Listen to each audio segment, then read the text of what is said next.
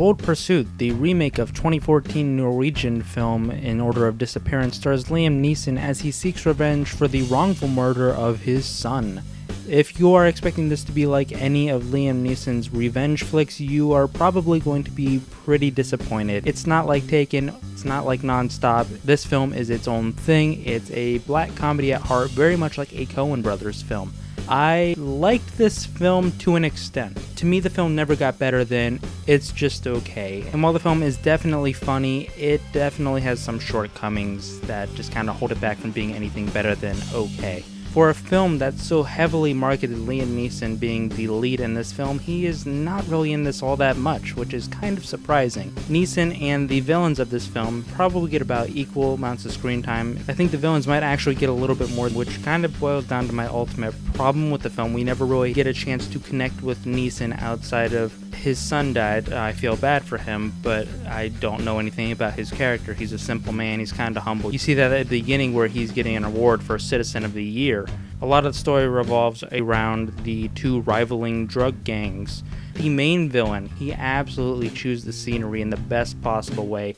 Every moment that he's on screen is just a pleasure to watch. The rest of the cast is pretty solid. I don't really have any major complaints. The kid's not that great, but when he's with certain actors, he does a lot better. There are two scenes where the main drug lord's son and one of the henchmen have scenes together, and they have some pretty decent chemistry, I gotta admit. This film feels maybe about 30 minutes too long, and I think a lot of that might have to do with some of the pacing. There's a subplot where two police officers are investigating this drug war that's been going on for the past 30-something years. That doesn't really add anything to the story outside of giving the audience some background information on these two warring groups, and I really feel that they could have cut that out. It just feels like fluff. There's this running gag throughout the film where whenever a character dies, it cuts to black and then it's got the name of the character, their nickname, and then a symbol, and it's kind of like a tombstone. And at first you think it's kind of weird, and then as it goes on and on throughout the film, it becomes funnier and funnier. Every time it happened, it got a pretty good chuckle out of the audience that I was with. I dug the dark humor in this film. I just don't feel like as a whole this film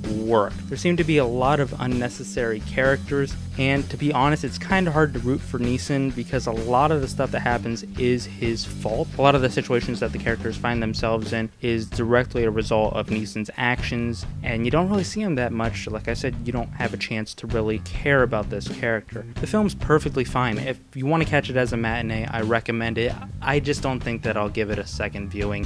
Maybe down the line I might change my opinion on it, but that's kind of how I felt leaving the theater.